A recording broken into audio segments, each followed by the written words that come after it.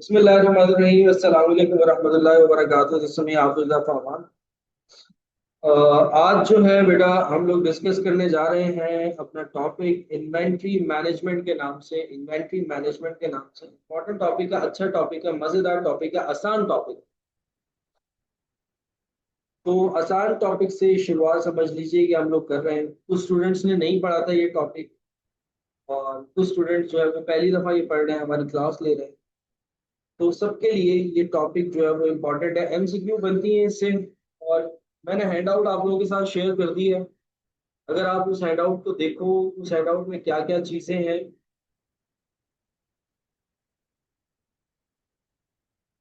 ये कुछ क्वेश्चंस अगर आप देखो तो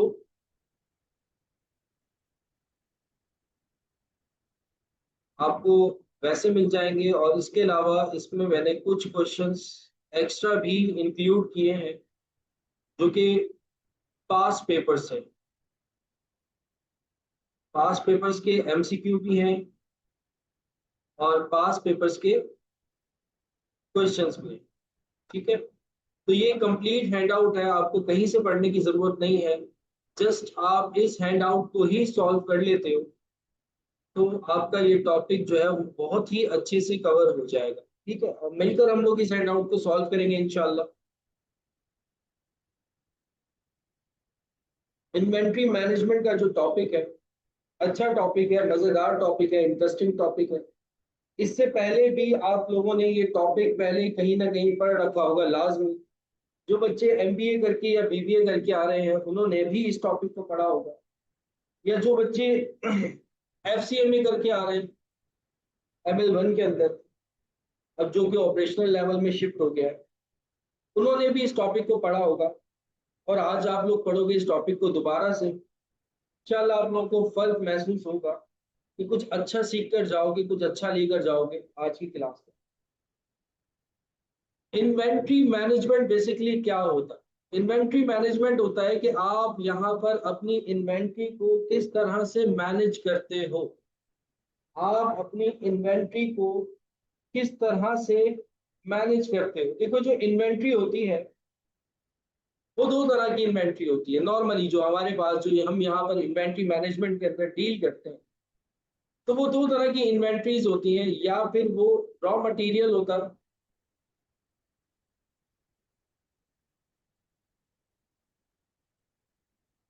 या फिर वो फिनिश गुड यानी कि इन्वेंट्री होती है, जिसको हमने यहाँ पर डील करना।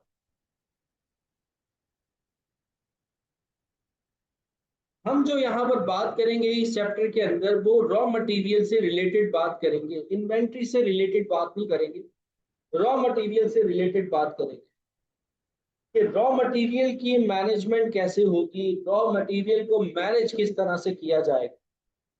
देखो, मैनेजमेंट जब होती है ना, हमें दो चीजों को देखना होगा। मैनेजमेंट जब होती है, जब हम रॉ मटेरियल को मैनेज कर रहे होते हैं,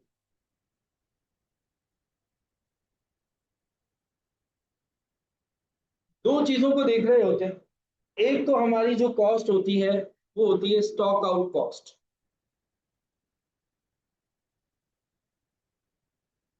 स्टॉक आउट कॉस्ट। और एक कॉस्ट होती है जो कैरिंग कॉस्ट और होल्डिंग कॉस्ट होती है, या ऑर्डरिंग कॉस्ट होती है। कैरिंग कॉस्ट,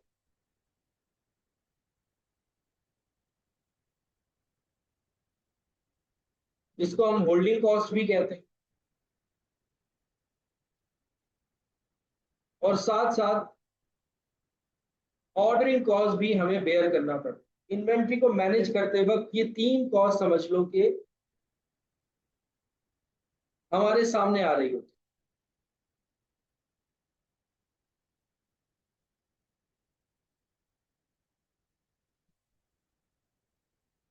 अच्छा, सॉरी, हैंड आउट आ रहा है आप लोगों के सामने। मैं शेयर कर रहा हूँ। जी, अब स्क्रीन आ रही होगी आप लोगों के सामने।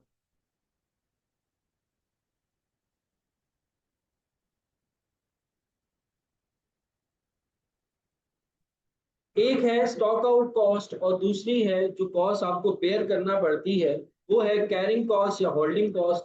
और इसके अलावा ऑर्डरिंग कॉस्ट। ये तीन तरह की कॉस्ट है जब हम इन्वेंट्री को अपने मैनेज करते हैं। जब हम अपनी इन्वेंट्री को मैनेज करते हैं तो हमें फेस करना पड़ता है। किसी ना किसी तरीके से इन तीनों कॉस्ट को हमें कंट्रोल करना पड़ता है। अगर हम अपनी इन तीनों कॉस्ट को कंट्रोल करने में सक्सेसफुल हो जाते हैं तो हम एक अच्छा इन्वेंट्री को मैनेज कर पाते हैं। तो वन बाय वन पहले हम इसको डिस्कस करते हैं, ये कॉस्ट होती क्या है, स्टॉक आउट कॉस्ट क्या होती है, कैरिंग कॉस्ट क्या होती है, या होल्डिंग कॉस्ट क्या होती है, या ऑर्डरिंग कॉस्ट क्या होती है। स्टॉक आउट कॉस्ट होती है, ये वो कॉस्ट होती है बेटा जब आपके पास रॉ मटेरियल अवेलेबल ना हो मैन्युफैक्चरिंग के लिए। जब आपके पास रॉ मटेरियल अवेलेबल ना हो मैन्युफैक्चरिंग के लिए, तो उसके बाद जिन कॉस्ट का आपको सामना करना पड़ेगा उसको हम कहते हैं स्टॉक आउट कॉस्ट। मतलब कि एक पूरा आपका निजाम धर्म भरम हो जाता है कि अगर आपकी इन्वेंट्री शॉर्ट पड़ जाती है, अगर आपका मटेरियल शॉर्ट पड़ जाता है, क्योंकि मटेरियल से ही तो क्या हो रही है, प्रोडक्शन हो रही है। मेन कॉस्ट आपकी मटेरियल की होती है। अगर मटेरियल शॉर्ट हो गया तो आपकी फैक्ट्री, आपका प्लांट बिल्कुल रुक जाएगा।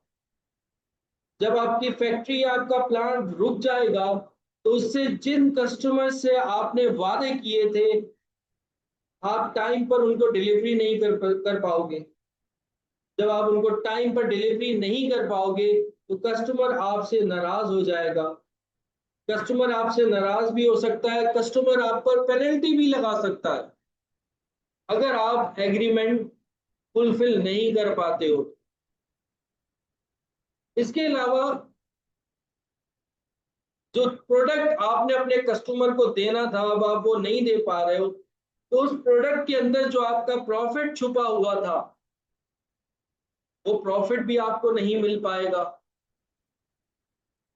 और इसके अलावा कि जो प्रोडक्शन आपकी रुक गई थी मटेरियल शॉर्ट होने की वजह से, अब जब मटेरियल अवेलेबल होगा तो क्या होगा कि आपको प्रोडक्शन को दोबारा से स्टार्ट करना होगा। दोबारा से जब आप उसको चालू करोगे तो उसमें भी आपके एक्सपेंडिचर्स आएंगे। एक चीज को दोबारा, एक चीज चल रही है ना तो चल रही है, सब चीजें लाइन में चल रही है। लेकिन जब आपकी चीजें रुक जाती हैं, जब उसको रीस्टार्ट करते हो तो उसमें भी आपकी कॉस्ट लगती है। जो लेबर आपने हायर कर रखी है अब वो फ्री बैठी हुई है, फारिग बैठी हुई है क्योंकि मटेरियल अवेलेबल नहीं है, तो वो कॉस्ट भी आपको उनको पे तो करनी है ना, जिससे आपने वादा किया हुआ आप उनको पे करोगे। आवरली बेसिस पे आपको आपसे चार्ज कर रही है, आपके पास मटेरियल नहीं है, लेबर आपकी फारिग बैठी हुई। तो ये होती है स्टॉक आउट कॉस्ट। जैसे कि आप लोगों को याद होगा या आप लोगों को पता होगा, जब भी हम कोई घर बनाते हैं तो हम किसी बिल्डर को इन्वॉल्व कर देते हैं अपने साथ, या किसी ठेकेदार को, अगर मैं कहूँ जनरल फॉर्म में कि किसी ठेकेदार को हम इन्वॉल्व करते हैं अपने पास। उस ठेकेदार का काम क्या होता है कि ये जो स्टॉक आउट कॉस्ट है ना, जो हमें बेयर करना पड़ेगी, हमें तो डील नहीं करना आता मजदूरों से भी, हमें मटेरियल की परचेजिंग भी नहीं आती, तो हम एक बिल्डर को हायर करते हैं कि भाई तुम बना दो ये घर, ये बिल्डिंग। तो वो टाइमली डिलीवर कर रहा होता है मटेरियल भी, ये सब चीजें फिर उसकी अरेंजमेंट की कहानी होती है, सब चीजें वो खुद ही अरेंज करता है। वो अपनी लेबर को फारिग नहीं बैठने देता। उस बिल्डर से हमने ये भी एग्रीमेंट किया होता है, ये भी कॉन्ट्रैक्ट किया होता है कि मुझे 3 महीने के अंदर अंदर अपना घर तैयार चाहिए। अगर घर तैयार नहीं मिला तो मैं आपकी इतनी डिडक्शन करूंगा। तो उस बिल्डर को पेनल्टी चार्ज होने का भी खदशा होता है। तो ये कहलाती है आपकी stock out cost. Stock out cost क्या है कि अगर मटेरियल टाइमली नहीं मिला, मटेरियल टाइमली नहीं मिला तो बहुत सारे खर्चे हैं जो हमें बेयर करना पड़ेंगे, जिसमें हमारे पास आ जाती हैं पेनल्टीज, फाइन या पेनल्टीज।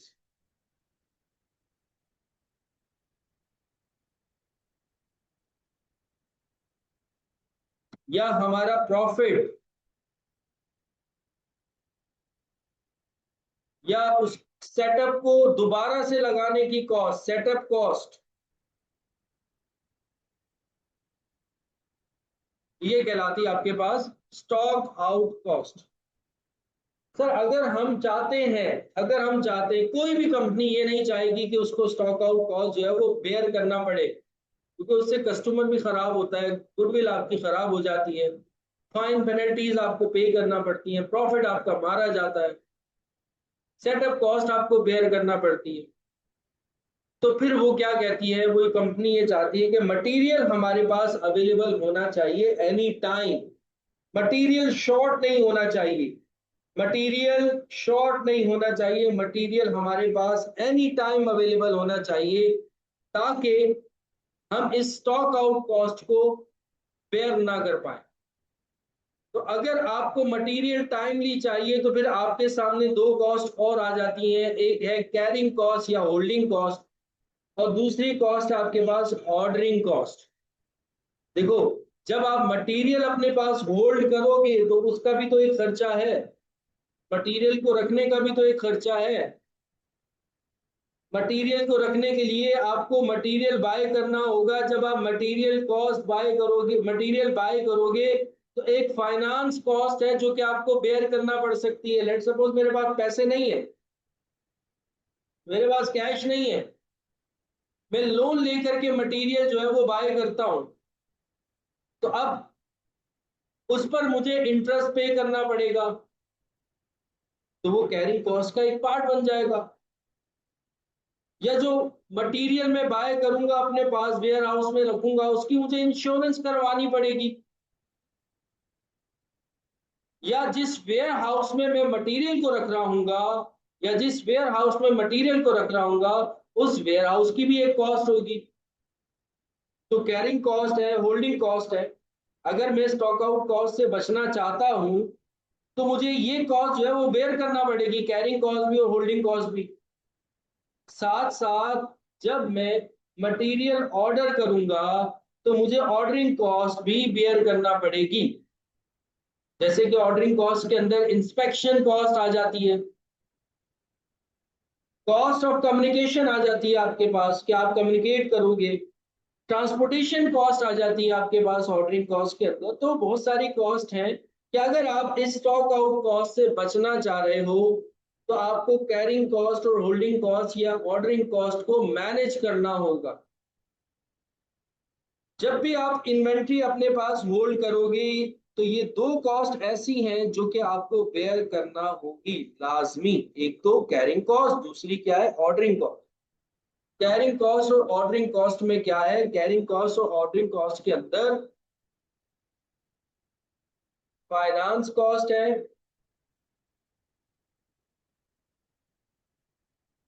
इंश्योरेंस कॉस्ट है,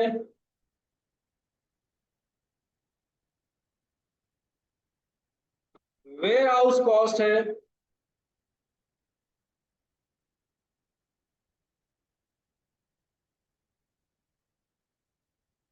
ये कॉस्ट आपको बेयर करना पड़ेगी। ऑर्डरिंग कॉस्ट की अगर हम बात करते हैं तो सर इंस्पेक्शन कॉस्ट है,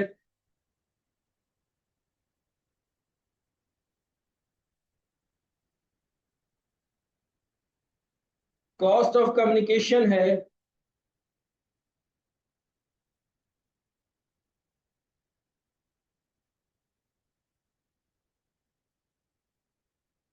ट्रांसपोर्टेशन कॉस्ट है,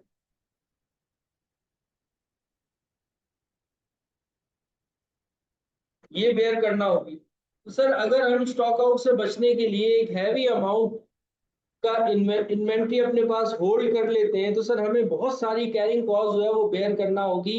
साथ साथ उस हैवी अमाउंट को ऑर्डर करने के लिए हमें ऑर्डरिंग कॉस्ट भी बेयर करना पड़ेगी, जो कि हो सकता है हमारी स्टॉक आउट कॉस्ट से ज्यादा। तो यहाँ पर हमें इतनी क्वांटिटी ऑर्डर करनी होगी, हमें इतनी क्वांटिटी ऑर्डर करनी होगी जहां पर ये हमारी कैरिंग कॉस्ट और हमारी ऑर्डरिंग कॉस्ट सबसे मिनिमम हो, सबसे मिनिमम हो। हम स्टॉक आउट कॉस्ट से बच जाए, लेकिन कैरिंग कॉस्ट और ऑर्डरिंग कॉस्ट ऐसी होनी चाहिए जो कि सबसे मिनिमम हो। मतलब इतनी क्वांटिटी हम ऑर्डर करें, इतनी क्वांटिटी हम ऑर्डर करें कि स्टॉक आउट भी ना हो, और साथ साथ जो कैरिंग कॉस्ट और जो ऑर्डरिंग कॉस्ट हमें बेयर करना पड़ रही है पूरे साल में, वो भी क्या हो, सबसे मिनिमम हो, सबसे मिनिमम हो, ये भी ज्यादा ना हो। यहां तक बात समझ में आ रही है आपको? यहां तक किसी का कोई मसला, कोई परेशानी तो नहीं है?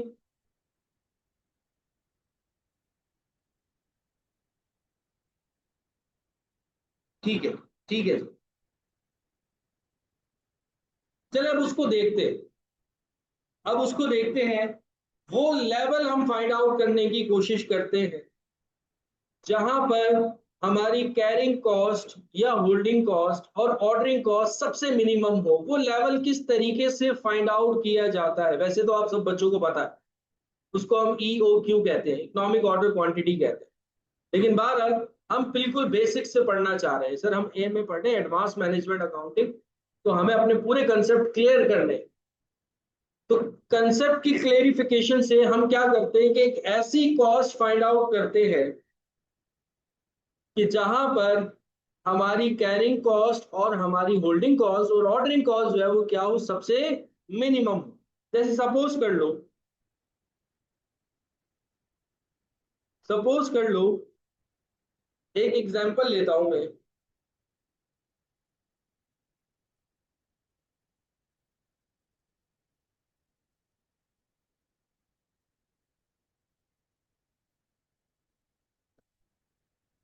मेरे प्लांट की जो एनुअल डिमांड है,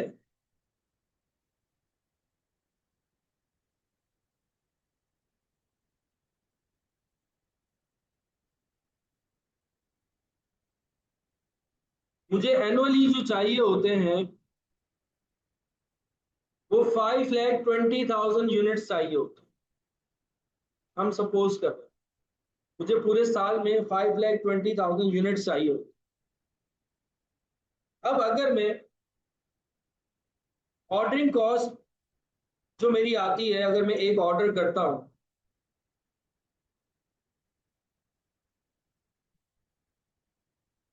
वो आ जाती है पर ऑर्डर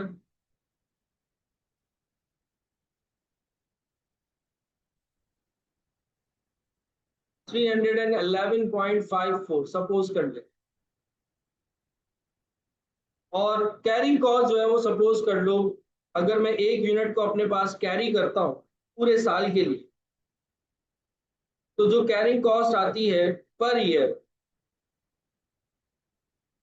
पर ईयर जो कैरिंग कॉस्ट आती है वो सपोज कर लो आ जाती है 0.81 पर यूनिट।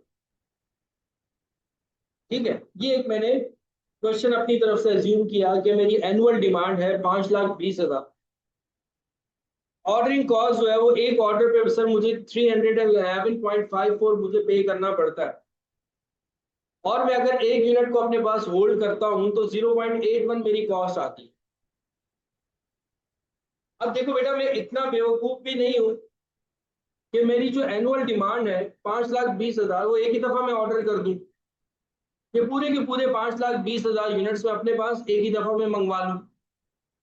उससे होगा ये कि मेरी ऑर्डरिंग कॉस्ट तो कम होगी, एक ही दफा ऑर्डर करना पड़ेगा, लेकिन मेरी कैरिंग कॉस्ट जो है ना वो बढ़ जाएगी। और अगर मैं उसको डिफरेंट डिफरेंट ऑर्डर्स में डिवाइड कर दूं 5,20,000, उससे मेरी कैरिंग कॉस्ट तो कम हो जाएगी, लेकिन मेरी ऑर्डरिंग कॉस्ट जो है ना वो बढ़ जाएगी, क्योंकि मुझे ज्यादा ऑर्डर करने पड़ेंगे। जब मैं ज्यादा ऑर्डर करूंगा तो मेरी ऑर्डरिंग कॉस्ट ज्यादा हो जाएगी। कैरिंग कॉस्ट भले कम हो रही होगी, लेकिन ऑर्डरिंग कॉस्ट जो है वो क्या हो रही होगी, ज्यादा हो रही होगी।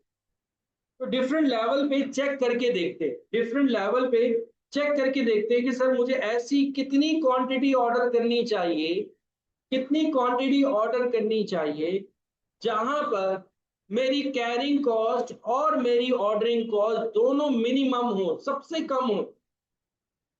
वो लेवल मुझे फाइंड आउट करना। मैं पूरे के पूरे 5,20,000 यूनिट्स नहीं बाय कर सकता, उसका रीजन ये है कि सर ऑर्डर एक देना पड़ेगा, लेकिन वो यूनिट्स को जब मैं होल्ड करूंगा तो मेरी कैरिंग कॉस्ट अच्छी खासी आ जाएगी। और अगर मैं इस 5,20,000 को डिवाइड कर देता हूं इनटू डिफरेंट ऑर्डर्स, तो सर कैरिंग कॉस्ट तो मेरी कम हो जाएगी, लेकिन उससे होगा ये कि मेरी ऑर्डरिंग कॉस्ट जो है वो क्या हो जाएगी, ज्यादा हो जाएगी। तो मैं क्या करता हूँ, एक ऐसा लेवल फाइंड आउट करता हूँ जहां पर ये दोनों कॉस्ट मेरी क्या हो, मिनिमम। ऑर्डरिंग कॉस्ट और carrying cost, sorry carrying cost और ऑर्डरिंग कॉस्ट दोनों क्या हो, मिनिमम। एक ऐसा लेवल जो है ना वो मुझे फाइंड आउट करना। तो मुझे कितनी क्वांटिटी ऑर्डर करनी पड़ेगी, सपोज कर लो इसको डिफरेंट लेवल पे टेस्ट करते हैं। क्वांटिटी ऑर्डर,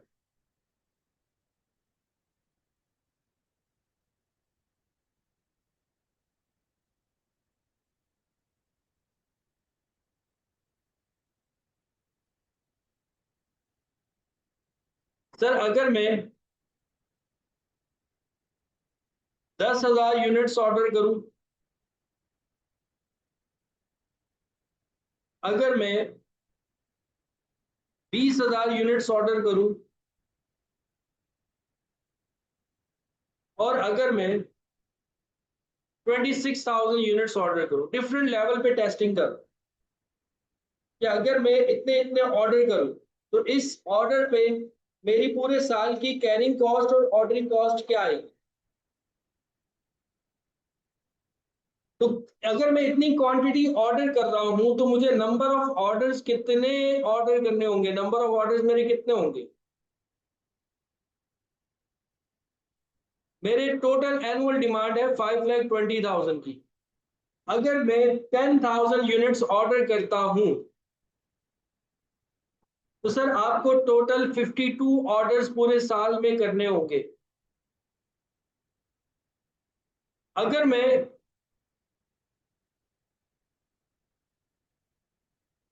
20,000 यूनिट्स ऑर्डर करता हूं तो मुझे पूरे साल में 26 ऑर्डर करने होंगे। और अगर मैं 26,000 यूनिट्स ऑर्डर करता हूं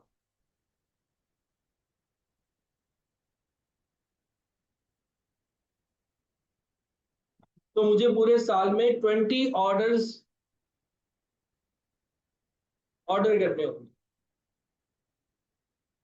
ये मैंने एक सिनेरियो बना लिया कि अगर मैं 10,000 यूनिट्स लेके चलता हूं तो मुझे टोटल पूरे साल में 52 ऑर्डर्स करने होंगे। अगर मैं 20,000 यूनिट्स लेकर के चलता हूं, 20,000 यूनिट्स लेकर के चलता हूं तो मुझे ओवरऑल 26 यूनिट्स ऑर्डर करने होंगे।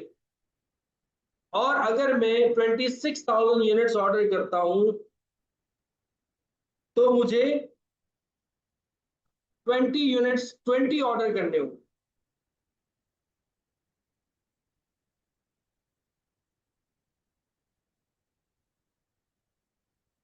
यहां तक सबको बात क्लियर हो रही है? यहां तक सबको बात क्लियर हो रही है? ठीक है, ठीक है, ठीक है। अब इस क्वांटिटी पे मैं अपनी annual ordering cost find out कर लेता हूं और एनुअल कैरिंग कॉस्ट जो है ना वो फाइंड आउट कर, एनुअल ऑर्डरिंग कॉस्ट जो है वो फाइंड आउट कर लेता हूं और एनुअल कैरिंग कॉस्ट जो है वो फाइंड आउट कर लेता हूं। ये देखता हूं कि सबसे मिनिमम कौन से लेवल पे आ रही है। पहले मैं चलता हूं, मैं निकालता हूं एनुअल ऑर्डरिंग कॉस्ट।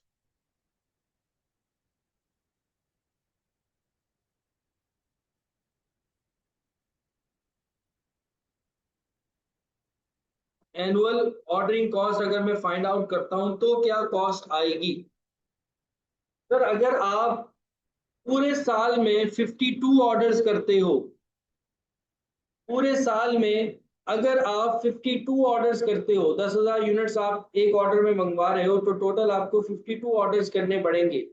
और पर ऑर्डर जो आपकी कॉस्ट है वो कितनी है, 311.54।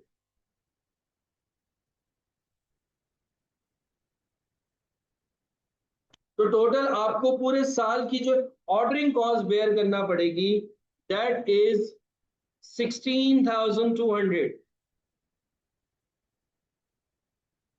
लेट सपोज अगर आप 26 ऑर्डर्स करते हो पूरे साल में, यानी कि 20,000 यूनिट्स का एक ऑर्डर करते हो, तो सर आपको 311 पर ऑर्डर कॉस्ट पड़ रही है। तो आपको पूरे साल में 8,100 एनुअल ऑर्डरिंग कॉस्ट बेयर करना पड़ेगी। और सर अगर आप 20 ऑर्डर्स करते हो और ऑर्डरिंग कॉस्ट आपकी कितनी है पर ऑर्डर, 311.54, तो सर आपको 8,000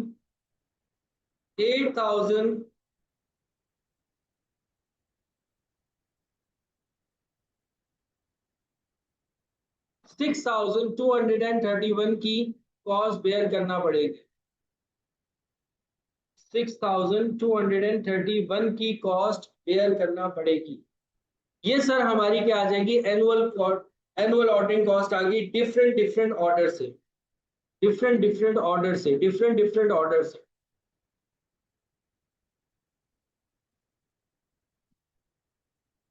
कि अगर मैं 52 ऑर्डर करता हूं तो सर 16,200 की मुझे कॉस्ट पूरे साल बेयर करना पड़ेगी। अगर मैं 26 ऑर्डर्स करता हूं तो सर मुझे 8,100 की कॉस्ट जो है वो बेयर करना पड़ेगी। और अगर मैं सर सिर्फ 20 ऑर्डर्स करता हूं तो सर मुझे 6,231 की कॉस्ट जो है वो बेयर करना पड़ेगी। यहां तक सबको बात क्लियर हो रही है? यहां तक कोई परेशानी, कोई मसला?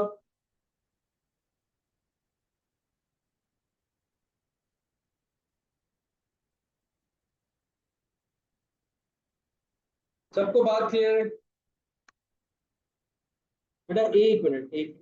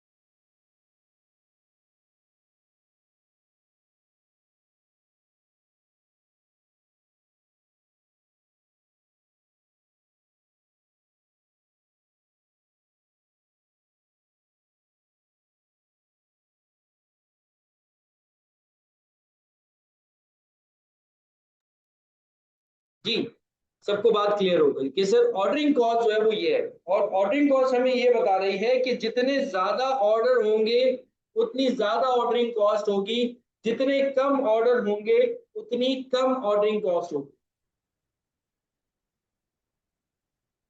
सर लगे हाथ आप क्या करेंगे, एनुअल कैरिंग कॉस्ट भी निकाल लें, क्योंकि ये दोनों कॉस्ट है जो कि हमें बेयर करनी है।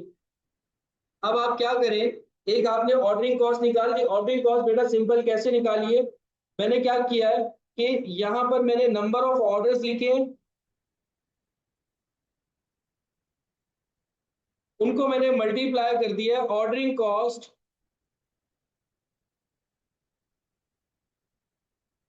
पर ऑर्डर से।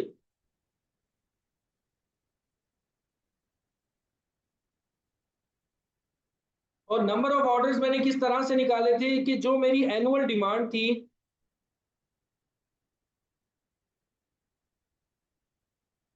उसको मैंने डिवाइड करवा दिया क्वांटिटी ऑर्डर पे, कि एक एक ऑर्डर में मैं कितनी क्वांटिटी ऑर्डर कर रहा हूं।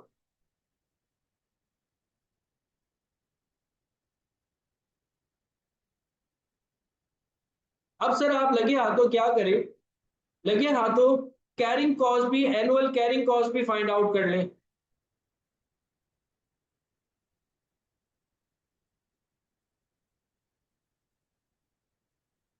एनुअल कैरिंग कॉस्ट भी आप क्या करें, फाइंड आउट करें, ताकि हमें अंदाजा हो कि कहाँ किस लेवल पे हमारी कॉस्ट जो है वो मिनिमम आ गई। अब एनुअल कैरिंग कॉस्ट के लिए, एनुअल कैरिंग कॉस्ट के लिए देखो, आप जो ऑर्डर कर रहे हो, 10,000 यूनिट्स ऑर्डर कर रहे हो, 20,000 यूनिट्स ऑर्डर कर रहे हो, या फिर 26,000 यूनिट्स आप ऑर्डर कर रहे हो, मतलब आपको जो रखने होंगे, कैरिंग कॉस्ट जो आपको रखनी होगी, कैरिंग कॉस्ट क्या है, रखने की कॉस्ट है जो आप अपने पास कैरी कर रहे हो यूनिट्स। या तो आप 10,000 यूनिट्स अपने पास कैरी कर रहे होगे, या 20,000 यूनिट्स अपने पास कैरी कर रहे होगे, या फिर 26,000 यूनिट्स जो है वो आप अपने पास कैरी कर रहे हो। और इसको अगर आप थोड़ा सा और डीपली जाओ ना, थोड़ा सा आप और डीपली समझो, ये जो 10,000 यूनिट्स आप कैरी कर रहे हो, ये पूरे के पूरे 10,000 यूनिट्स आपको कैरी नहीं करने। जैसे ही आप ऑर्डर करोगे, आपके पास ऑर्डर आएगा, कुछ ऑर्डर निकल जाएगा आपके पास मैन्युफैक्चरिंग में, 10,000 में से आप यूनिट्स निकालते रहोगे। आप पूरे के पूरे 10,000 यूनिट्स अपने पास होल्ड नहीं कर सकते। अब जैसे कि यार मैं मैन्युफैक्चरिंग कर रहा हूं, मैंने 10,000 यूनिट्स ऑर्डर कर दिए, अब मेरे पास 10,000 यूनिट्स आए, तो मैं अपने पास कैरी कितने करूंगा, पूरे 10,000 नहीं कर सकता हूँ, पूरे 10,000 करूंगा तो वहां पर स्टॉक आउट हो जाएगा। तो मैं आगे उन 10,000 यूनिट्स को चलाऊंगा, प्रोडक्शन को दूंगा। जब प्रोडक्शन को मैं 10,000 यूनिट्स दूंगा, तो पूरा ऑर्डर जो है वो मैं अपने पास कैरी नहीं करूंगा। पहले शुरू में 2,000 दे दूंगा, फिर 3,000 और दे दूंगा, फिर 4,000 दे दूंगा, फिर 1,000 दे दूंगा। इस तरीके से मेरे 10,000 यूनिट्स यूटिलाइज होंगे। अगर मैं इन 10,000 यूनिट्स की यूटिलाइजेशन देखूं, तो पूरे 10,000 यूनिट्स में अपने पास कैरी नहीं कर रहा हूं, या पूरे 20,000 यूनिट्स मैं अपने पास कैरी नहीं कर रहा हूं। जैसे ही मेरे पास आएंगे, उसमें से मैं प्रोडक्शन को देता रहूंगा वक्तन फवक्तन। जैसे ही वो खत्म होंगे, नए यूनिट्स मेरे पास आ जाएंगे, फिर उनको भी मैं देता रहूंगा। तो सर जो मेरी कैरिंग कॉस्ट है ना, वो इन 10,000 यूनिट्स में या 20,000 यूनिट्स में या 26,000 यूनिट्स पे नहीं आएगी, क्योंकि वो मेरे पास नहीं कैरी होंगे, वो आगे जाएंगे, आगे इस्तेमाल होंगे, कैरी नहीं होंगे पूरे के पूरे। तो ऐसी सिचुएशन में एनुअल कैरिंग कॉस्ट के लिए बेटा, जो आप यूनिट्स लेते हो, जो आप यूनिट्स लेते हो, वो एवरेज यूनिट्स लेते हो, वो एवरेज यूनिट्स लेते हो, वो आप पूरे जो आप ऑर्डर कर रहे हो वो यूनिट्स नहीं लेते। तो यहां पर हमेशा याद रखना, हमेशा याद रखना, एवरेज यूनिट लिए जाते हैं कैरिंग कॉस्ट के लिए, एवरेज यूनिट लिए जाते हैं और उसको मल्टीप्लाई कर देते हो कैरिंग कॉस्ट से।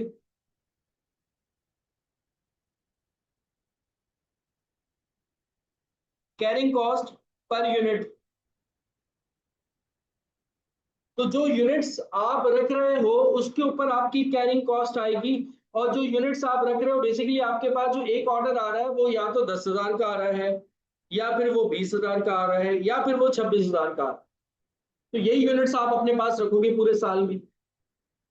तो वो 10,000 के 10,000 पूरे नहीं रखोगे आप, कुछ यूनिट्स आगे प्रोडक्शन में सप्लाई करोगे। तो और वो पहले आपने 2,000 दिए, फिर 3,000 प्रोडक्शन में और दे दिए, फिर आपने 5,000 दे दिए। तो इस तरह से आपका यूज हो रहा होगा। तो कैरी जो आप कर रहे होगे वो आप पूरे के पूरे 10,000 या 20,000 या 26,000 नहीं कर रहे होगे, कुछ ना कुछ उसमें से आउटफ्लो रहेगा हमेशा। तो इस वजह से जो कैरिंग कॉस्ट अप्लाई होती है, वो टोटल ऑर्डर पे अप्लाई नहीं होती कि कितने यूनिट्स का आप ऑर्डर कर रहे हो, बल्कि यूनिट्स का एवरेज लिया जाता है, यूनिट्स का एवरेज लिया जाता है। और फिर एवरेज यूनिट्स को जो आपकी कैरिंग कॉस्ट पर यूनिट होती है उसके साथ मल्टीप्लाई करते हो। अब जैसे कि एवरेज जो है, मैं 10,000 रख रहा हूं, 10,000 का एवरेज क्या होगा, divided by 2, multiply by carrying cost per unit क्या है, 0.81। ऐसे ही कितने यूनिट्स का ऑर्डर कर रहा हूं सर, 20,000 यूनिट्स का ऑर्डर कर रहा हूं, डिवाइडेड बाय 2, एवरेज लिया जाता है, मल्टीप्लाई बाय 0.81। ऐसे ही 26,000 यूनिट्स का मैं ऑर्डर कर रहा हूं, डिवाइडेड बाय 2, एवरेज लें सर, मल्टीप्लाई बाय 0.81।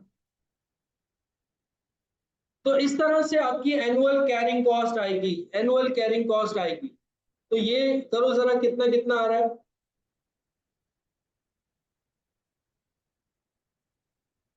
4050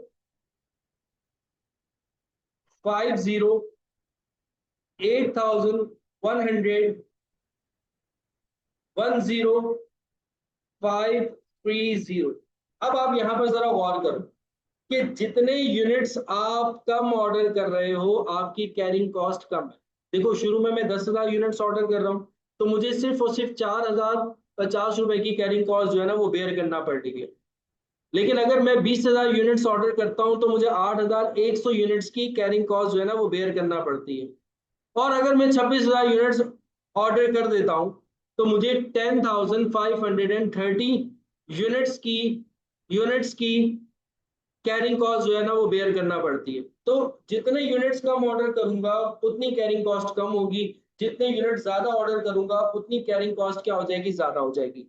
अब इन सब लेवल पे आप इन दोनों का टोटल करो कि आपकी एनुअल ऑर्डरिंग कॉस्ट क्या है और आपकी एनुअल कैरिंग कॉस्ट क्या है। आपकी एनुअल ऑर्डरिंग कॉस्ट क्या है और कैरिंग कैरिंग कॉस्ट क्या है टोटल। अगर इसको टोटल करते हैं तो 20250 हो गया, 16,200 हो गया और 16,761 हो गया। ये टोटल सम आ गया मेरे पास एनुअल ऑर्डरिंग कॉस्ट का और एनुअल कैरिंग कॉस्ट का। यहां तक बात समझ में आ गई।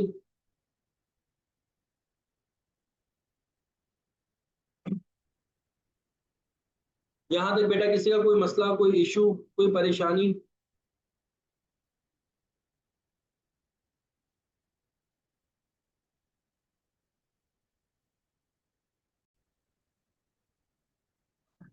सबको क्लियर है बेटा?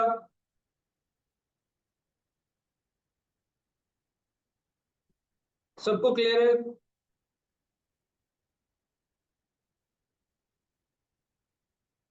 तो सर इससे हमें ये पता लग रहा है, इससे हमें ये पता लग रहा है कि सर अगर हम इन तीनों में सबसे कम कॉस्ट कौन सी है। सर इन तीनों में सबसे कम कॉस्ट है हमारी ये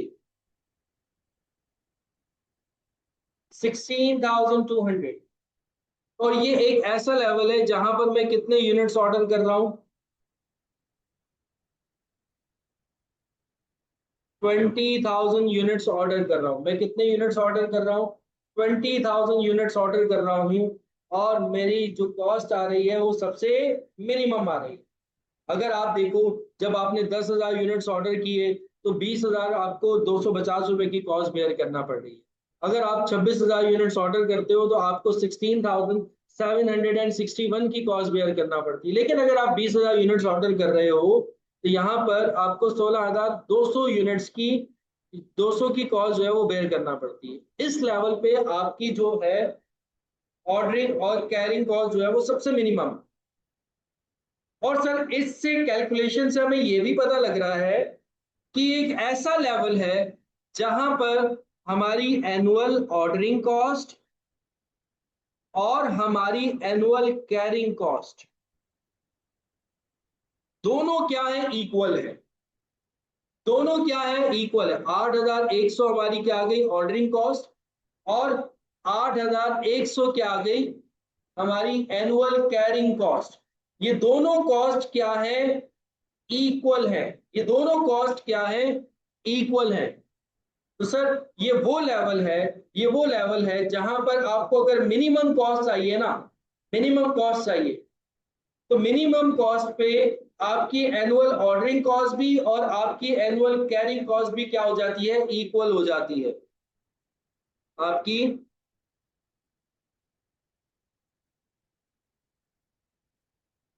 एनुअल ऑर्डरिंग कॉस्ट और आपकी एनुअल कैरिंग कॉस्ट आपस में क्या होती हैं, इक्वल होती हैं, वो सबसे मिनिमम लेवल होता है, वो सबसे मिनिमम लेवल होता है। और इस लेवल को आप कहते हो, और इस लेवल को आप कहते हो EOQ।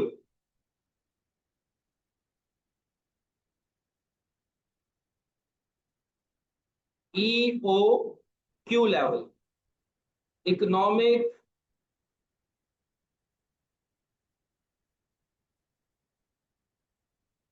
ऑर्डर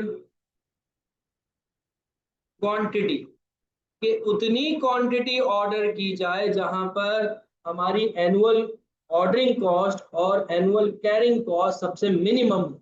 और वो लेवल वो होता है जहां पर हमारी दोनों कॉस्ट आपस में क्या हो जाती है, बराबर हो जाती है।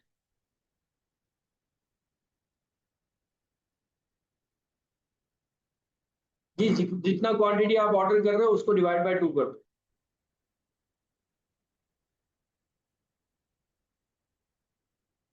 जी बेटा, 2 से डिवाइड किया है। 2 से इस वजह से डिवाइड किया क्योंकि एवरेज लिया जाता है। एवरेज यूनिट के लिए जो आप क्वांटिटी ऑर्डर कर रहे हो ना मेरा बेटा, जो क्वांटिटी आप ऑर्डर कर रहे हो उसको डिवाइडेड बाय 2 कर दो। तो 10,000 की ऑर्डर ऑर्डर कर रहे हो, डिवाइड बाय 2 कर दिया। 20,000 ऑर्डर कर रहे हो, डिवाइड बाय 2 कर दिया। 26,000 ऑर्डर कर रहे हो तो डिवाइड बाय क्या करती है, 2 करती है। जी, रूल है कि आप हमेशा एनुअल जो आप ले रहे होगे वो एवरेज लोगे, जो आप ऑर्डर लोगे वो एवरेज लोगे। उसका रीजन मैंने आपको बता दिया, उसका रीजन मैंने आपको बता दिया। उसका रीजन क्या है कि जो यूनिट्स आप ऑर्डर कर रहे होते हो वो आप कैरी नहीं करते हो। क्यों कैरी नहीं करते हो? क्योंकि वो वक्तन फवक्तन यूज हो रहे होते हैं। तो वो पूरे के पूरे यूनिट्स आप रखते ही नहीं हो अपने पास, तो पूरे के पूरे यूनिट्स की कैरिंग कॉस्ट क्यों लोगे? यहां तक सबको बात क्लियर हो गई? यहां तक सबको बात क्लियर हो गई?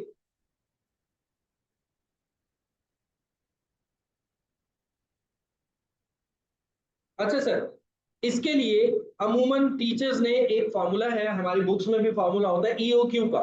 ईओक्यू तो मैंने अभी पूरा आपको देखो, ऊपर से मैंने एक लेवल अपनी तरफ से अंदाजा करके 20,000 यूनिट्स का रखा था, और वहां पर हमारी कॉस्ट के आगे सबसे मिनिमम आ गई। लेकिन ईओक्यू यूनिट्स निकालने का फॉर्मूला होता है, ईओक्यू यूनिट्स निकालने का एक फॉर्मूला होता है। अब वो फॉर्मूला क्या होता है उसको पढ़ते हैं। देखो बेटा, एनुअल ऑर्डरिंग कॉस्ट और एनुअल कैरिंग कॉस्ट जो है, जब इक्वल आ जाती है तो वो हमारा कौन सा लेवल होता है, ईओक्यू लेवल होता है। सब बच्चों को पता लग गया? जब ये दोनों कॉस्ट आपस में क्या होंगी, इक्वल होंगी। जब ये दोनों कॉस्ट आपस में क्या होंगी, इक्वल होंगी, तो वो कौन सा लेवल होगा, हमारा ईओक्यू लेवल होगा। ऐसा ही है। सब बच्चों को बात क्लियर हो गई? ईओक्यू लेवल ऐसा लेवल जहां पर ऐसी क्वांटिटी ऑर्डर की जाए, ऐसी क्वांटिटी ऑर्डर की जाए जहां पर आपकी एनुअल ऑर्डरिंग कॉस्ट और कैरिंग कॉस्ट मिनिमम होती है और आपस में क्या होती है, इक्वल होती है। सर वो फॉर्मूला कैसे आया, अब उस फॉर्मूले को देख लेते हैं। देखो बेटा, एनुअल ऑर्डरिंग कॉस्ट कैसे आती है, अभी हमने ऊपर पढ़ा है। एनुअल ऑर्डरिंग कॉस्ट कैसे आती है? जितनी एनुअल आपकी डिमांड होती है, जितनी आपकी डिमांड होती है, और जो आपकी क्वांटिटी आप ऑर्डर कर रहे होते हो उससे क्या करते हो, डिवाइड डिवाइड करते हो। नंबर ऑफ ऑर्डर्स आते हैं आपके पास, और नंबर ऑफ ऑर्डर्स को फिर आप मल्टीप्लाई कर देते हो जितनी आपको पर ऑर्डर कॉस्ट जो है वो बेयर करना पड़ती है। ऐसे ही है, पहले आप क्या करते हो, नंबर ऑफ ऑर्डर्स निकालते हो। नंबर ऑफ ऑर्डर्स निकल आते हैं, उन नंबर ऑफ ऑर्डर्स को फिर आप क्या करते हो, मल्टीप्लाई करवा देते हो किसके साथ, ऑर्डरिंग कॉस्ट पर ऑर्डर के साथ। तो हमारे पास क्या आ जाती है, एनुअल ऑर्डरिंग कॉस्ट आ जाती है। एनुअल ऑर्डरिंग कॉस्ट कैसे आती है? सर जो हमारी एनुअल डिमांड है, जो हमारी एनुअल डिमांड है, एनुअल डिमांड को ना मैं एक खाली डी लिख रहा हूं। जो सर हमारी एनुअल डिमांड है उसको सर पहले हम डिवाइड करते हैं किससे, जितनी क्वांटिटी हम ऑर्डर कर रहे हैं, जितनी क्वांटिटी हम ऑर्डर कर रहे हैं, जो अमाउंट आता है, नंबर ऑफ ऑर्डर्स आ जाते हैं। फिर उसको सर हम मल्टीप्लाई कर देते हैं जो पर ऑर्डर रेट होता है, जो पर ऑर्डर रेट होता है, जो पर ऑर्डर क्या होता है बेटा, रेट होता है। जो पर ऑर्डर रेट होता है, ऑर्डर कॉस्ट होती है। ठीक है, यानी कि ये एनुअल ऑर्डरिंग कॉस्ट का मैंने फॉर्मूला लिख दिया। Annual demand equals to D, quantity order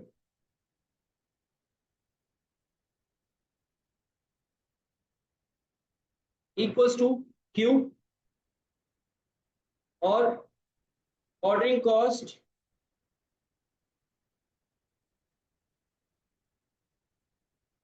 पर order equals to O C लिख दिया। ये हमारे पास क्या है सर, एनुअल ऑर्डरिंग कॉस्ट का फॉर्मूला है। इस तरह से हमारे पास एनुअल ऑर्डरिंग कॉस्ट आता है। ये बात सबको बात क्लियर हो गई बेटा? ये बात सबको क्लियर हो गई? ये फॉर्मूला सबको क्लियर हो गया? किसी का कोई सवाल है यहाँ तक तो मुझसे पूछो।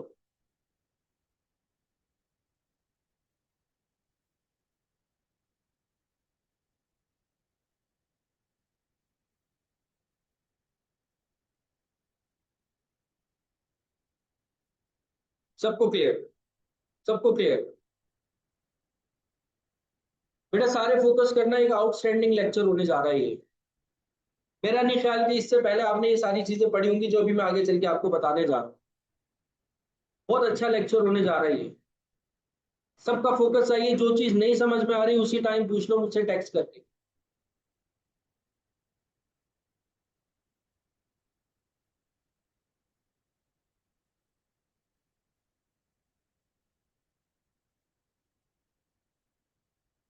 सबको क्लियर है बेटा?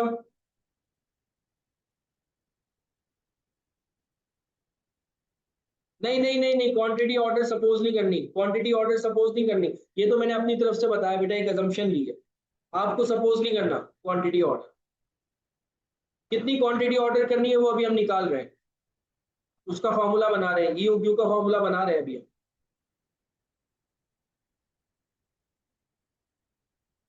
अच्छा, ये तो सर एनुअल ऑर्डरिंग कॉस्ट हो गई। एनुअल कैरिंग कॉस्ट कैसे निकाली है सर आपने? एनुअल कैरिंग कॉस्ट निकाली है कि सर आपने एवरेज किया कि जो क्वांटिटी आप ऑर्डर कर रहे थे उसको डिवाइडेड बाय 2 किया। जो क्वांटिटी आप ऑर्डर कर रहे थे उसको आपने डिवाइडेड बाय क्या कर दिया, 2 कर दिया। और फिर उसके बाद आपने क्या किया, कैरिंग कॉस्ट पर यूनिट से मल्टीप्लाई कर दिया। कैरिंग कॉस्ट पर यूनिट से आपने क्या कर दिया, मल्टीप्लाई कर दिया। मतलब कि यहां पर वही क्यू क्या आपके पास, क्वांटिटी ऑर्डर डिवाइड बाय 2, और सीसी क्या है आपके पास, सीसी क्या है आपके पास, carrying cost per unit. Carrying cost per unit, ये हमारे पास एनुअल कैरिंग कॉस्ट का फॉर्मूला हो गया।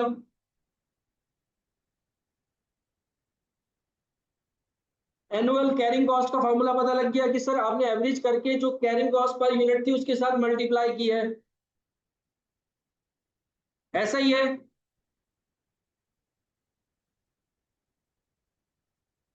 ठीक है जी, ठीक है जी।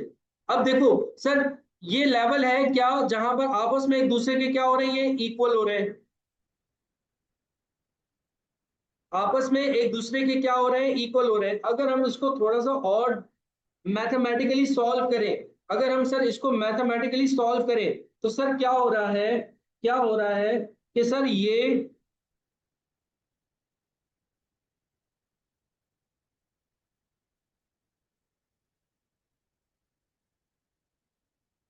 डी मल्टीप्लाई हो रहा है ओ सी से, क्यू डिवाइड हो रहा है, इक्वल की दूसरी तरफ जाकर क्या हो जाएगा, मल्टीप्लाई हो जाएगा। तो जब वो मल्टीप्लाई होगा तो क्या बन जाएगा, Q square multiply by C C divided by 2। ऐसा ही है, क्यू डिवाइड हो रहा है उस तरफ आके क्या हो जाएगा, मल्टीप्लाई हो जाएगा। ऐसा ही है।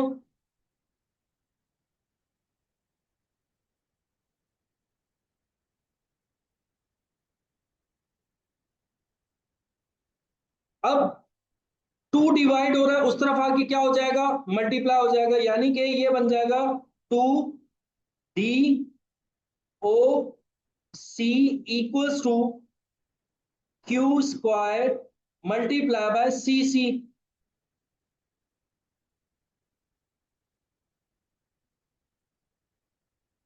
ये वाली बात क्लियर हुई?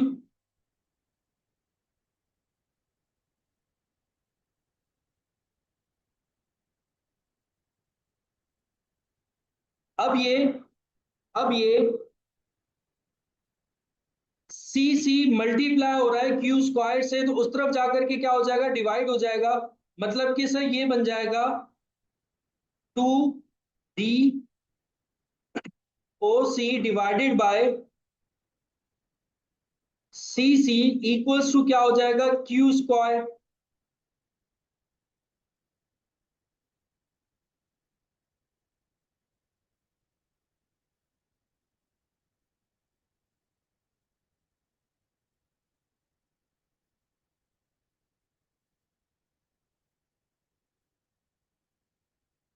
अब आगे, अगर मुझे स्क्वायर खत्म करना है तो taking root on both side होता है।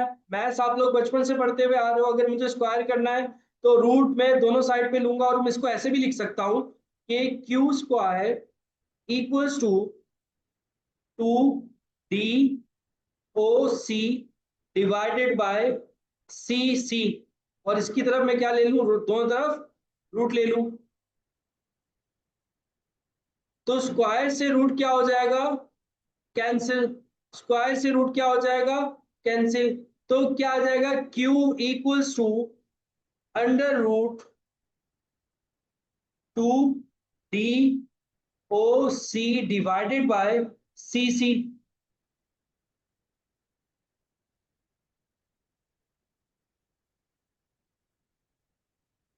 ये बात क्लियर हुई सबको?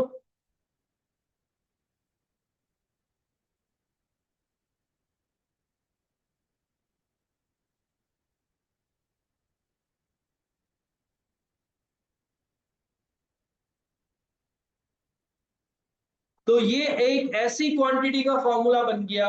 इस Q को आप कहोगे EOQ, इकोनॉमिक ऑर्डर क्वांटिटी। ऐसी क्वांटिटी आपको ऑर्डर करनी है जहां पर आपकी एनुअल ऑर्डरिंग कॉस्ट और एनुअल कैरिंग कॉस्ट आपस में इक्वल हो। तो उसके लिए आपको कौन सा फॉर्मूला यूज करना होगा, उसके लिए आपको ये वाला फॉर्मूला यूज करना होगा।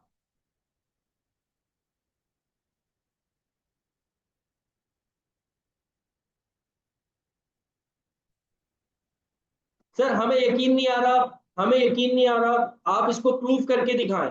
आप इसको प्रूव करके दिखाएं कि आइदर वाकई ही ये फॉर्मूला जो है वो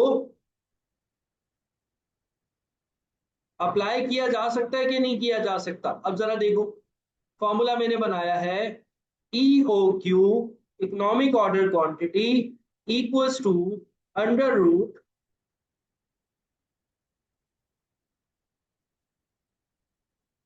2DOC divided by CC।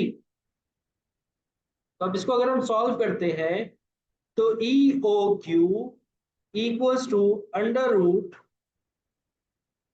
2, annual demand, D क्या लिया था हमने, एनुअल डिमांड। एनुअल डिमांड हमारी क्वेश्चन में कितनी थी सर, एनुअल डिमांड थी 5,20,000। एनुअल डिमांड कितनी थी, 5,20,000 मल्टीप्लाई बाय 5,20,000, फिर मल्टीप्लाई बाय ओसी। ओसी क्या था सर, ओसी था हमारे पास ordering cost per order. Ordering cost per order क्या थी क्वेश्चन में, ऑर्डरिंग कॉस्ट पर ऑर्डर थी 311.54। 311.54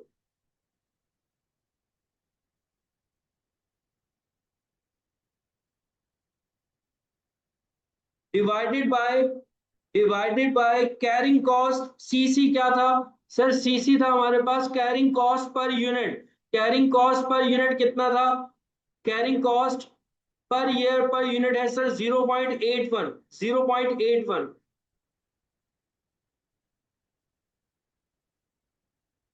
तो अब जरा इसको सॉल्व करो, मुझे बताओ आपके पास कितने यूनिट्स आ रहे हैं।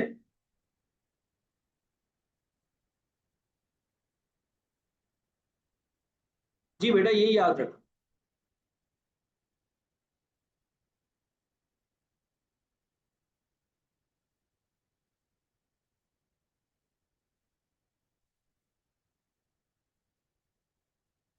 सॉल्व करके बताओ कितने यूनिट्स आ रहे हैं।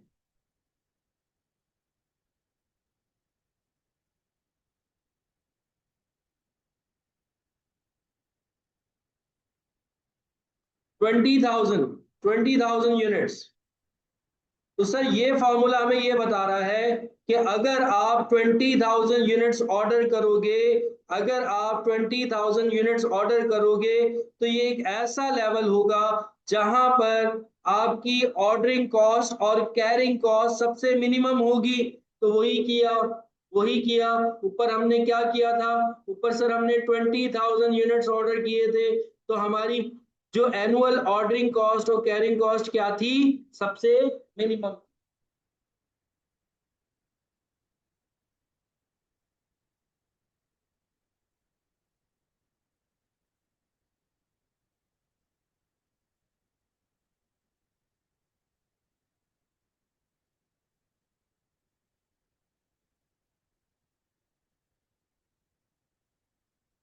समझ में आई बात। ईओ क्यू क्या होता है बेटा, ईओ क्यू। देखो कोई ये जो फॉर्मूला मैंने आपको ड्राइव करके बताया ना, ये टीचर्स बताते ना ये आपके पेपर में आता, लेकिन आपको पीछे कंसेप्ट पता होना चाहिए कि ये फॉर्मूला बन कैसे रहा। ठीक है, आपको जस्ट फॉर्मूला याद करना है।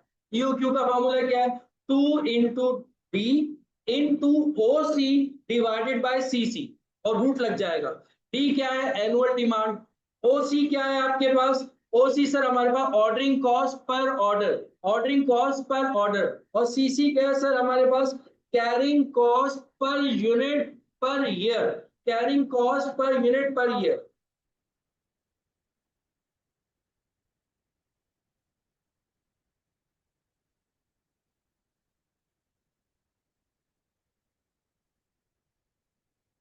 इन सब के मैंने एब्रिविएशन यहाँ पे लिख।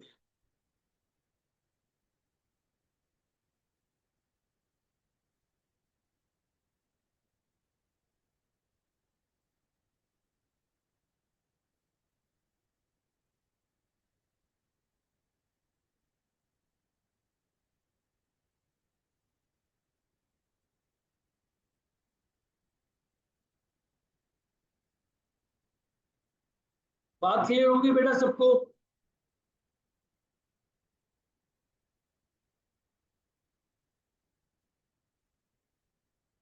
फॉर्मूले को यूज करने के लिए, फॉर्मूले को यूज करने के लिए हमेशा याद रखना, जो ऑर्डरिंग कॉस्ट है वो पर ऑर्डर होनी चाहिए। लिख लो अपने पास, ये पॉइंट लिख लो। ऑर्डरिंग कॉस्ट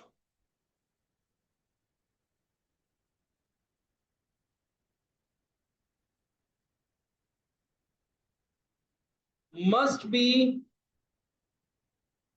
पर ऑर्डर, पर order. Ordering cost must be पर ऑर्डर। कैरिंग कॉस्ट जो है वो पर यूनिट होनी चाहिए, और वो एनुअल होनी चाहिए। एनुअल कैरिंग कॉस्ट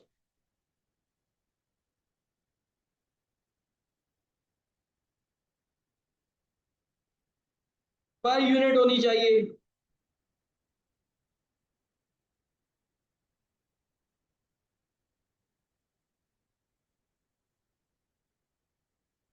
और जो डिमांड है, जो डी है, एनुअल डिमांड है, जो डिमांड है वो भी पूरे साल की होनी चाहिए। एनुअल डिमांड, देखो मैंने डी क्या लिया, एनुअल डिमांड, ठीक है। डिमांड भी क्या होनी चाहिए, पूरे साल की होनी चाहिए। इस पे भी सेंटेंस लिख लो, demand must be, demand must be in सालाना अगर ना हो तुम ले आना।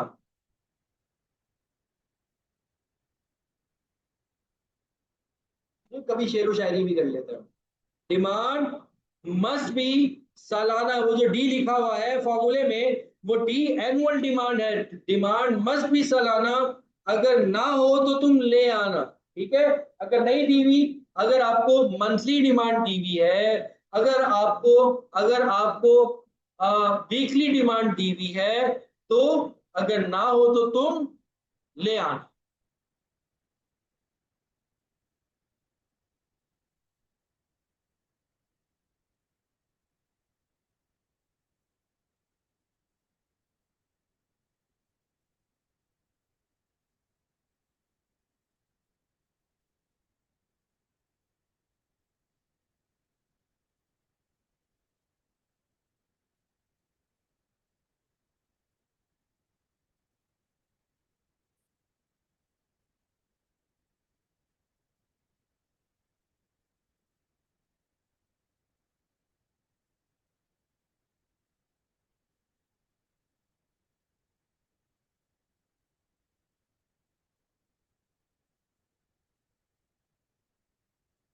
यहां तक बेटा किसी का कोई क्वेश्चन, कोई मसला, कोई परेशानी हो?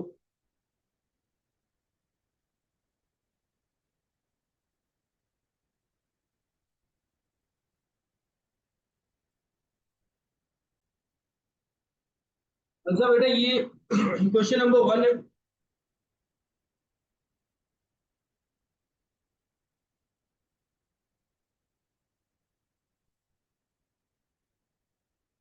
क्वेश्चन नंबर 1 है, मैं रीड करने जा रहा हूँ इस क्वेश्चन नंबर 1 को। तो इसके बाद हम क्लास को वाइंड अप करेंगे। क्वेश्चन नंबर 1 वैसे मैंने ऊपर सॉल्व तो करवा दिया, क्वेश्चन नंबर 1 का ही डेटा था। बहरहाल इसको सॉल्व करते हैं। एक कंपनी है, वो परचेज करती है toys from abroad for resale to retail stores. ठीक है, वो फिर रीसेल करती है retail store. The company is concern about its stock inventory management operations.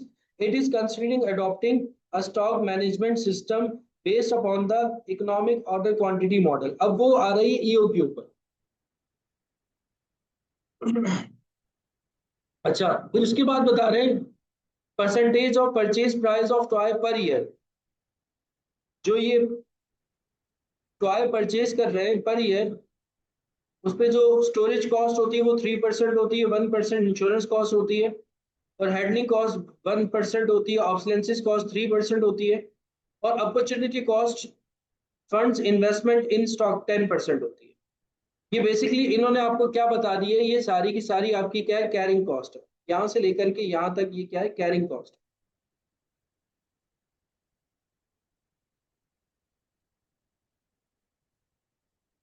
और जो कि किस पर निकलेगी, परचेज प्राइस पे अप्लाई होगी, परचेज प्राइस पे अप्लाई होगी। परचेज प्राइस उन्होंने आपको नीचे दी हुई है 4.50 पर यूनिट, ये परचेज प्राइस है।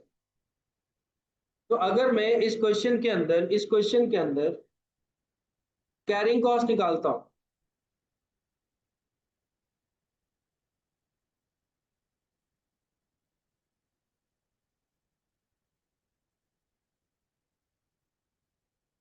परचेज है 4.50, और ये सारी परसेंटेजेस जो है वो कितनी है, 3, 1, 1, 3 और 10। तो ये बन जाएगा बेटा आपका टोटल 18% बन जाएगा। 10%, 3%, 1%, 1%, 3%, यानी कि टोटल 18% बन जाएगा।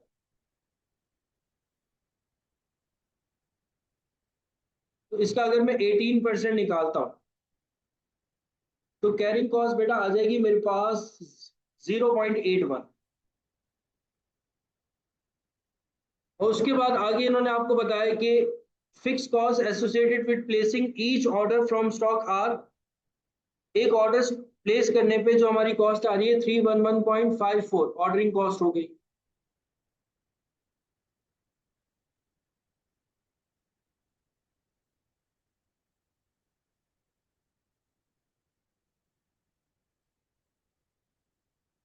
फिर उसके बाद आगे ये सेल प्राइस दे रहे हैं, सेल प्राइस का कोई काम नहीं होता। फिर वो कह रहे हैं कि एवरेज 10,000 यूनिट्स आप पर वीक ऑर्डर करते हो, एवरेज 10,000 यूनिट्स आप पर वीक ऑर्डर करते हो, डिमांड आपकी पर वीक की है। लेकिन हमें जो डिमांड चाहिए होती है, डिमांड मस्ट बी इन सालाना। और आगे मैंने बताया था अगर ना हो तो तुम ले आना। तो पर वीक है तो मल्टीप्लाई बाय 52 करूंगा, तो डिमांड किस में आ जाएगी, एनुअल में आ जाएगी।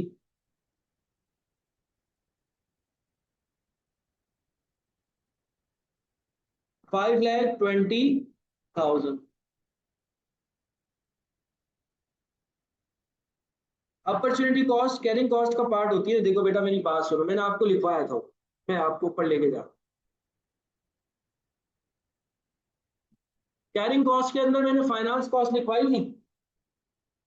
देखो आप इन्वेंट्री को बाय कर रहे हो, इन्वेंट्री को बाय करने के लिए ऑब्वियस सी बात है आपको अपने यहाँ पर कोई ना कोई कॉस्ट जो है वो आपने इन्वॉल्व की है। उस कॉस्ट को आप कहीं और भी तो इन्वेस्ट कर सकते थे और आपको एक प्रॉफिट मिल सकता था। आपने उस कॉस्ट को कहाँ लगा दिया, इन्वेंट्री को बाय करने में, कैरिंग कॉस्ट का पार्ट बनेगी। अपॉर्चुनिटी कॉस्ट भी आपकी कैरिंग कॉस्ट का बेसिकली फाइनेंस कॉस्ट होती है ना अपॉर्चुनिटी कॉस्ट, कि अगर मैं यहाँ नहीं यहाँ लगाता तो मुझे कितना मिलता, उसको भी तो मैं कंप्रोमाइज कर रहा हूँ।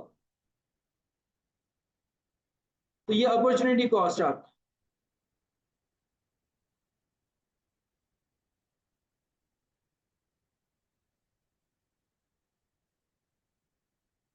तो बहरहाल डाटा पूरे पूरे पिछले साल का ही, मतलब पिछले क्वेश्चन का ही है जो मैंने सॉल्व करवाया था, ये रहा।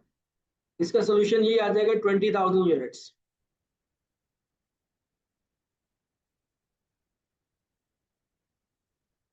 52 बेटा पूरे साल में कितने हफ्ते होते हैं, 52 होते हैं, 52 52 हफ्ते होते हैं।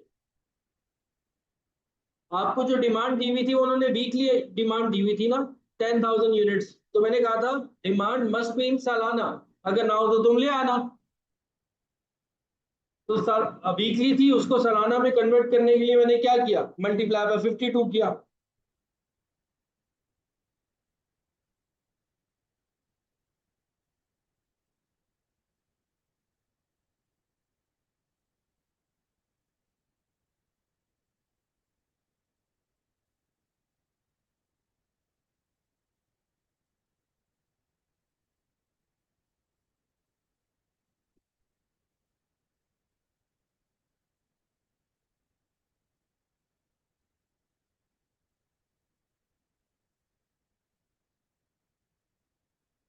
ठीक है बेटा,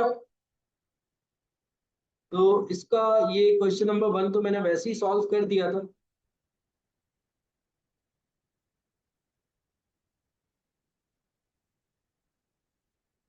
अब कल से हम लोग पढ़ेंगे क्वेश्चन नंबर 2 से आगे कंटिन्यू करेंगे, क्वेश्चन नंबर 2 से हम लोग इंशाल्लाह ताला इसको सॉल्व करने जाएंगे।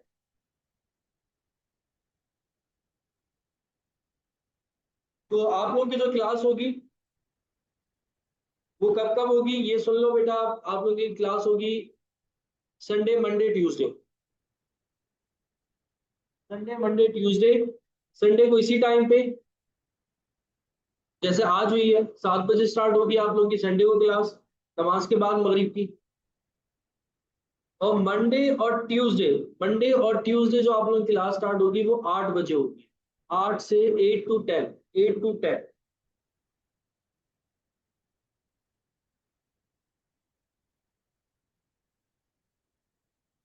बेटा मिस को भेजिएगा। हाँ बेटा ये जो मेथड मैंने आपको सॉल्व करवाया ना, एक दफा सॉल्व कर लेना घर पे। ये पूरा मेथड की ऑर्डरिंग कॉस्ट किस तरह से निकलती है, आपकी जो कैरिंग कॉस्ट है वो किस तरह से निकलती है, इसको एक दफा सॉल्व कर लेना, लाजमी सॉल्व। ये डेरिवेशन को भले मत सॉल्व करना जो मैंने ड्राइव करवाया ईओक्यू का फॉर्मूला।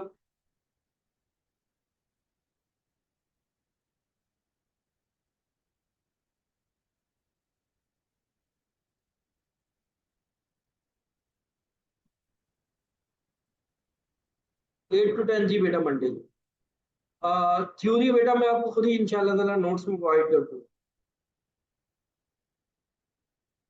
वैसे कंसेप्ट में इस तरह के दे रहा होता हूँ, कोशिश मेरी ये रहती है कि ईच एंड एवरीथिंग आपको कंसेप्चुअली पढ़ाई जाए,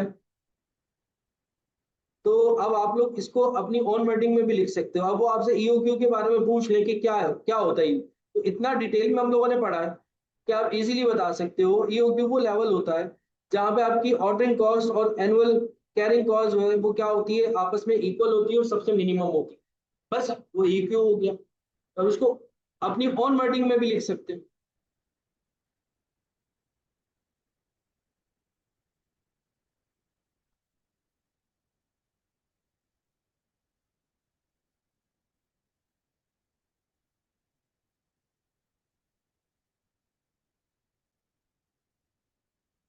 और किसी का कोई सवाल हो?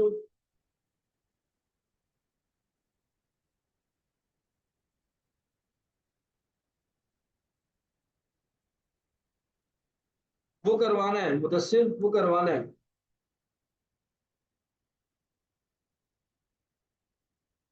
जी बिल्कुल, वो तो मैंने टाइप किया ना पूरा का पूरा। Question number 1 just formula put करके वैल्यू पुट करनी थी आप। वो तो मैंने एक तमहीद बांधी आप लोगों की लेक्चर कंसेप्ट को क्लियर करने के लिए। वो पूरा मैंने ऑर्डरिंग कॉस्ट निकालना सिखाई, कैरिंग कॉस्ट निकालना सिखाई, और क्यू क्यू की बेसिक बताई कि आपस में क्या होते हैं, इक्वल होते हैं, कौन सा लेवल होता है।